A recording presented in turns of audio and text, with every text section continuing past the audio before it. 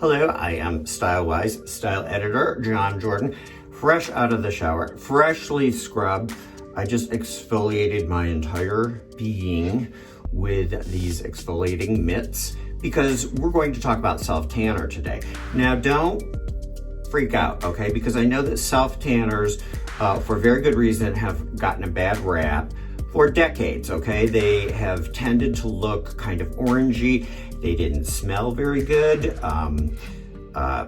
They looked artificial, but any dermatologist, any medical pro will tell you that, the only safe tan is a fake tan. The idea, though, is like, let's try to make the fake tan not look so fake.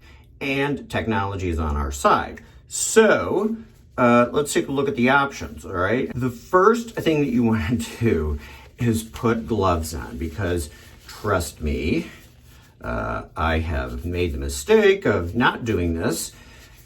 And, you end up with, dark orange palms, palms of your hands for, a couple weeks or so. It can happen, but we're going to avoid that. The formats, plural, of self-tanners that I like include a bronzer. Here's one by Jergens. Here's one by LA Tan. You can see that they're kind of a foam and they come in different shades. I would recommend that you ease into it. If you want the darkest tan possible, first try, look at this one. Okay, you can see the difference there. First try a shade lighter than you think that you actually want. Now I'm going to get rid of this. You want to have handy whenever you're doing your own self-tanner. And by the way, there are a lot of pros out there at salons and spas who will do self-tanner for you. They can spray them on or apply them, like you would get a massage. But I'm going to show you how you can do this and make it pretty flawless today. All right, so we're all gloved up here. And my tip is to use a little bit of mineral oil, baby oil with aloe gel in it, just to put enough of it on the gloves so that you have a little bit of slip, because I'm going to use a very advanced self-tanner, and it's going to look weird, so don't freak out. This is Tanned AF by B-Tan, and it's the darkest that you can get, and you only need to leave it on for an hour, and then you can wash it off in the shower. Now, that'll give you some color. It also says you could leave it on for 4 hours and get a deeper tan. Makes sense. Or you can put a double coat on and make it even deeper. I like to put them on and then go to bed, sleep in it. I guess I'm just gonna have to actually put it on. So, gloves, a little bit of oil here, and I'm going to apply this. It's gonna look weird. It's not gonna look like a tan right away because it's kind of a green, gray foam. This is what I'm going to do with it. And I'm not going to be able to go out right away. You can kind of see it's actually making me kind of gray and green. This will change though. And the reason that I like a self-tanner that actually makes me look kind of zombie-like temporarily, is because this ashy tone is what counteracts that orange look, okay? And I'm going to just keep applying this. Again, you might want to just put a little bit more of the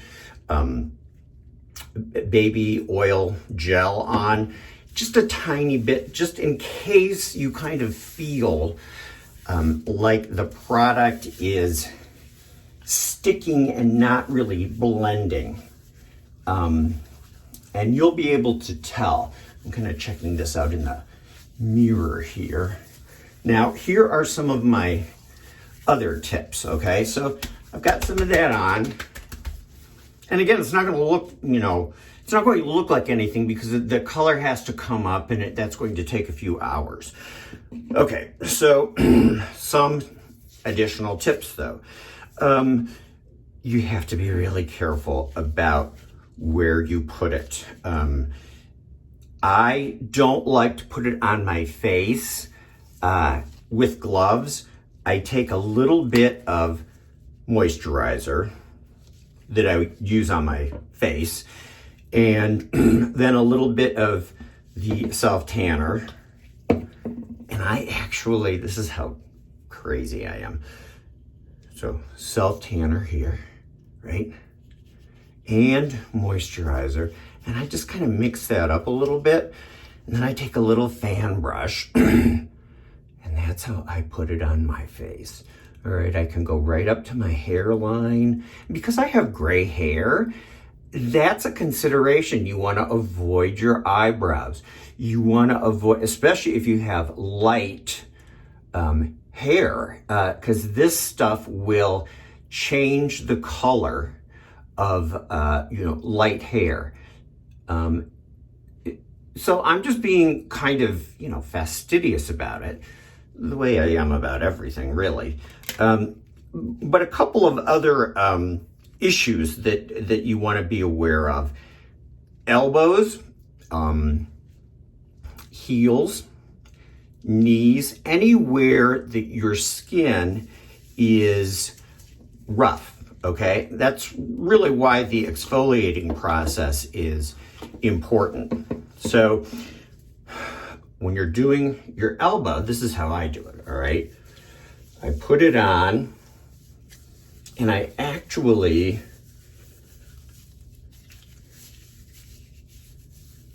put it on my elbow. And you don't have to, let it saturate your armpit either. That's not necessary. So anyway, I rub it in, but then I take a little sponge, damp sponge, and I kind of just dab any of the excess off of my elbow. Okay, that way it's not going to grab and be too dark. And it will grab and be too dark if you apply it, to your knees, to your heels, to your knuckles. Again, anywhere that there's a wrinkle or, rough skin, you want to avoid putting your self tanner there like in full strength. Think about diluting it, blending it. Those are good words when it comes to those areas of the body. Okay, so here's a little tip about hands, all right? Because you'll either end up with white hands because you've got the gloves on, or if you put it on your hands and then you wash it off the palm of your hand, then you'll probably wash it off the back of your hand too. And trust me, I have for years tried to figure out how to do this, but I think I have a pretty good solution for that, all right? And the solution is to take a little damp sponge. You could use the same one that you use to remediate the amount of self-tanner on your elbows, knees, etc. Put a little bit of this on the damp sponge and then apply it to the back of your hand like this. Avoid getting it on your nails. Now, you're not going to be able to see too much of it. If you see dark color, so you want to make sure it's blended, okay? So I'm putting that on that side of my hands up to the nails. Okay, and then make a fist and take the clean side of the sponge and rub it off of your knuckles.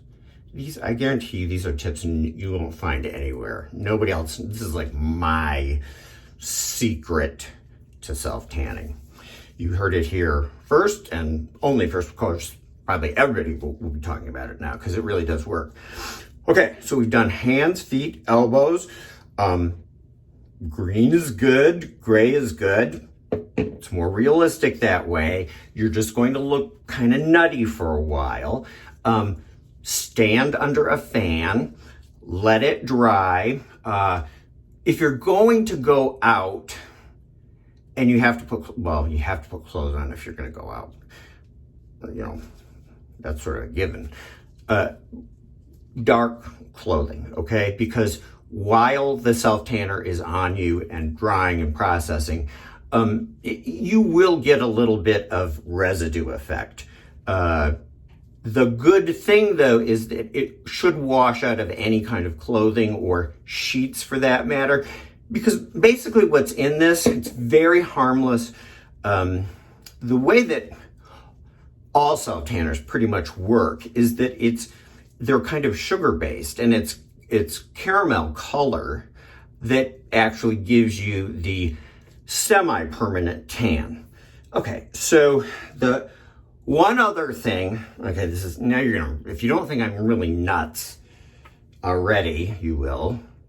Now, okay, here's your chance. Paint roller, handheld mirror. This is how I do my back. All right, you just look in, you have to look in another mirror while you're holding this mirror, but trust me, this works. And I'll tell you another way that you have to really saturate it. I just kind of put the product in my sink, but you'll want to scour it because it will stain.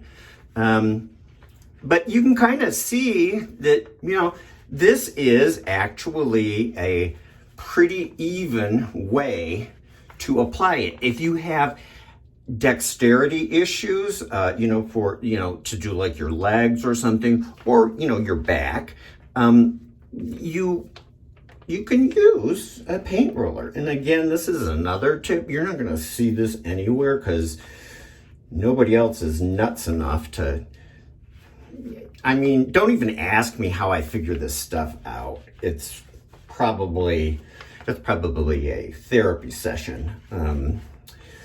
So anyway, I'm going to just continue to roll myself to a natural looking, gorgeous tan that I always have, you know, like 24/7, 365. And by all means, take your time. This is not anything to rush through. I'm going to finish this up and I will record the results that I get, but I'm not going to do that until tomorrow morning. So I think you'll be pretty convinced by my fake, phony, faux tan that doesn't look like one. Thank you for watching StyleWise. As always, love to hear from you. Leave a comment. Please subscribe. Happy tanning.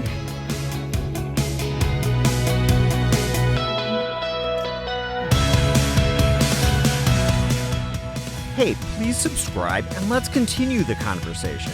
I want to know what you think. Even if you disagree, that's what the comment section is for.